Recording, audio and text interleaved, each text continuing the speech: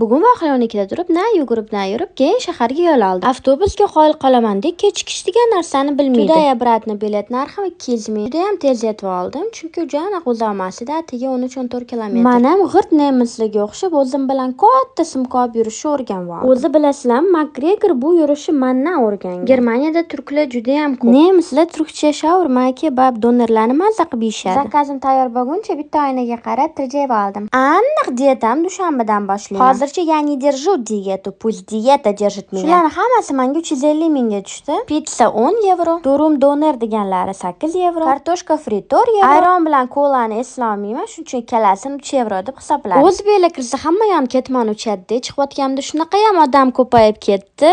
Quyosh chiqqaniga juda ham xursand bo'lib ketdim, chunki Germaniyada juda ham ko'p yomg'ir yog'adi. Pochtadan tez zakazlarimni olib, keyin turk magaziniga yo'l oldim. Bu yerga asosan mol go'shti bilan kolbasa mahsulotlarini olgani keladi. O'zbekistonga qaraganda bu yerda go'sht narxi juda ham qimmat. Lahm go'sht 20 dan 30 yevrogacha. 1 kilo go'sht shunda 280 mingdan 420 minggacha. Men olgan 1 kilodan sal oshiqroq lahm go'sht 295 ming bo'ldi. Shu bilan men uyga qaytdim. O'zbekistonda 1 kilo go'sht narxi qanaqa? Germaniyada yashashni xohlarmidingiz? Sizlarning fikringiz men uchun muhim. Buni kommentariyada yozib qoldiring. Yana paq tugadi.